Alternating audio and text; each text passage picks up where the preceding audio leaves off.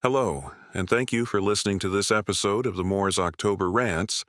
Today's episode is titled The Loss Mentality. There are two main ways people tend to process life. One pulls attention toward what is being lost or taken away. The other pulls attention toward what is being gained or built. Both exist in everyone to some degree, but usually one side becomes stronger over time. A loss mindset is when the brain naturally locks onto the cost of things first. The focus is what disappears, what is spent, what is gone, or what could go wrong. It turns almost every situation into a subtraction. A winner mindset works differently. It looks at outcomes, progress, and what remains after the cost is paid. It is not about ignoring problems.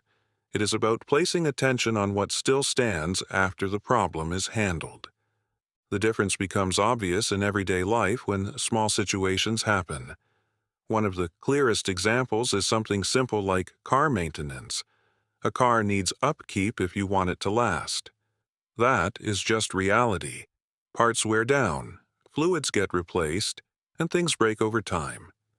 When someone has a loss mindset, the first reaction is the money leaving their hand. The $300 becomes the entire story. That moment can turn into frustration, even if the car is still working fine afterward. The focus stays locked on what was spent instead of what was preserved. On the other side, someone else sees the same $300 as maintenance of stability. The car still runs, life keeps moving, and a bigger problem was prevented. Nothing about the situation changes except interpretation. The facts stay the same, but the emotional weight shifts completely. That difference in interpretation shows up in families, too. My dad is someone who leans heavily toward the loss side of thinking. Small expenses can turn into long conversations about what was taken away rather than what was maintained or fixed. Over time, hearing that kind of mindset repeatedly starts to wear on you.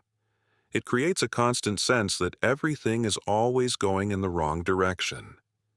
At the same time, it is not always simple. People develop these patterns based on stress, experience, and how life treated them over time.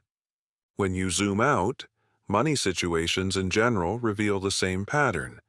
Bills, rent, insurance, and repairs are not optional parts of life. A place to live costs money. Transportation costs money. Basic stability comes with consistent responsibility. A loss mindset turns those responsibilities into emotional setbacks instead of normal parts of maintaining a life. Someone might earn a solid income and still focus only on what was spent instead of what remains usable for living.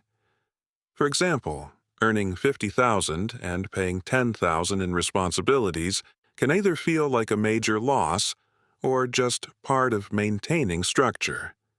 The numbers do not change, only the meaning attached to them changes. That meaning affects how a person carries themselves through daily life. It also affects the people around them. Constant negativity can start to drain energy from conversations and environments. Not because the person is trying to be harmful, but because the focus stays stuck on decline instead of balance.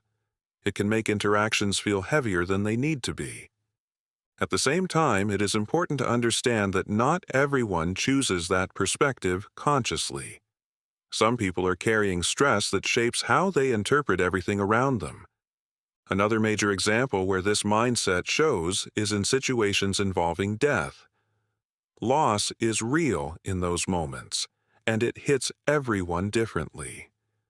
Some people stay focused only on what is gone, and that becomes the entire emotional space. Others try to remember the life that existed, the moments shared, and the impact that remains. Both reactions are human, but they lead to very different emotional outcomes over time. In adult life, responsibilities do not stop.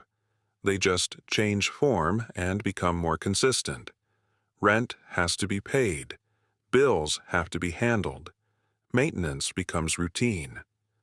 Avoiding those realities mentally does not remove them. It only makes them feel heavier when they arrive. A loss mindset often makes those moments feel like punishment instead of structure. But reality stays the same regardless of attitude. The responsibility will still exist either way. That is where perspective becomes important. Not to ignore difficulty, but to reduce unnecessary weight. Personally, there is a middle position that feels more stable. Not fully focused on winning everything, not fully stuck in loss either. More like a neutral space where things are acknowledged without being exaggerated in either direction. That kind of balance helps avoid extreme emotional swings. It does not remove problems, but it changes how they land mentally. The idea is not to force people to think differently. Most people do not change unless they decide on their own that something is not working for them. You can explain perspective, but you cannot install it in someone. At some point, people choose what lens they use, even if they are not fully aware they are choosing it. Some will stay in a loss-focused mindset because it feels familiar or justified by their experiences. Others will adjust over time as they start noticing how it affects their life and relationships.